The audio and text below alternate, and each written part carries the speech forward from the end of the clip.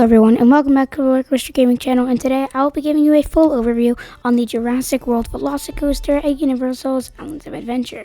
So the ride originally opened on June 10th, 2021, and it opened as the most intense roller coaster at Universal's Islands of Adventure, taking that from the Incredible Hulk coaster, which I've done a past video on.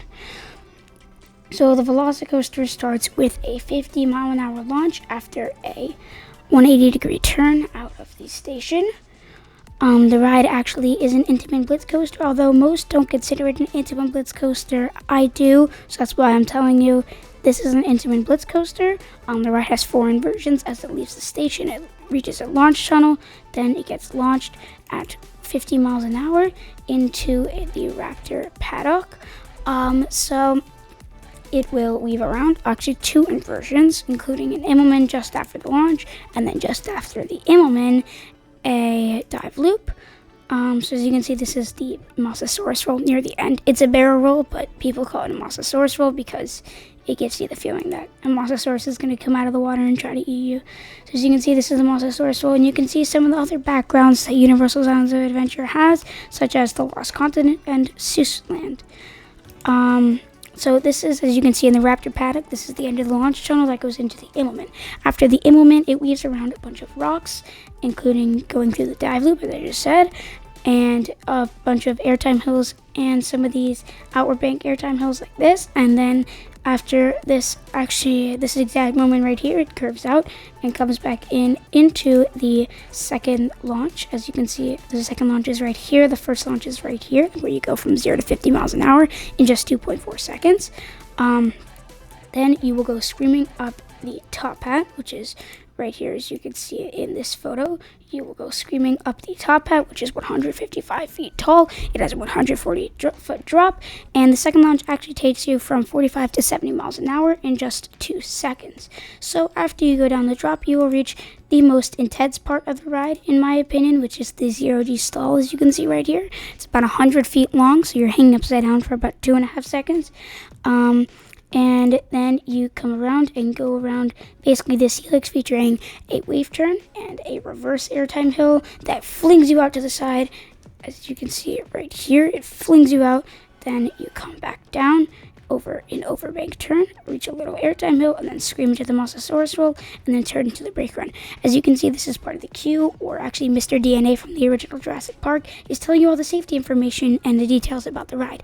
This is actually a structure of what the ride is themed after and named after the Velociraptors in the original 2015 Jurassic World film.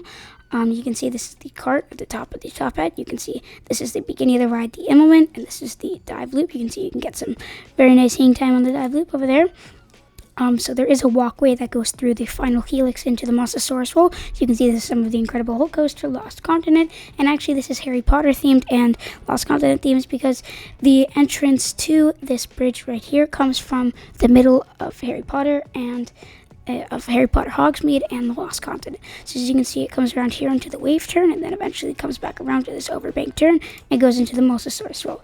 This is the front of the ride, named the Jurassic World Velocicoaster. There is some fire effects. Usually the wait times for this ride are usually 60 minutes these past few days. They have been up to 80 to 100 minutes. So as you can see, this is the barrel roll over the water, and it really does give you the sensation that a Mosasaurus might come out and just might eat you. So as you can see, this is the view of the zero-G stall, which is about 100 feet long, and the reverse airtime hill. You can come up on this bank area, as you can see, and you flip the other way once after turning back down. You can see this is the drop. It goes actually right next to the Discovery Center, and you can actually go within about 10 feet of it as it comes down the drop. You can see this is an S-curve airtime hill into the brake run. The ride actually does not feature a brake run till the very end of the ride, so it's just constant acceleration. And you can also note that the elements on the roller coaster actually get bigger and more intense as the ride goes on. So as you can see, here is the first launch and the Immelman, and then into the dive loop.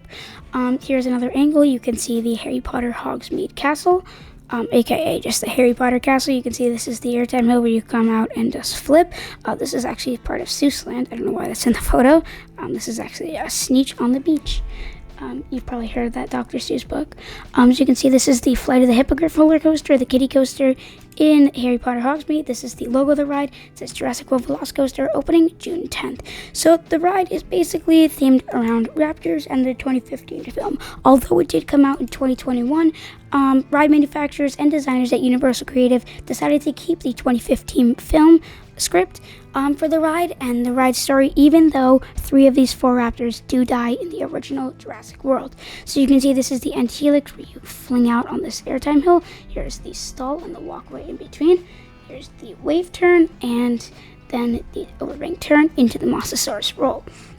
So here are some constructions you can see going on. This photo was taken on July 27th, 2020.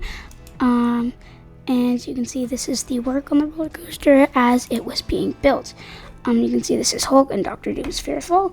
And here is the wave turn from another angle and the overbank turn. So that's pretty much what today's video is going to wrap up. And I'll see you in another one. Hope you enjoyed this video.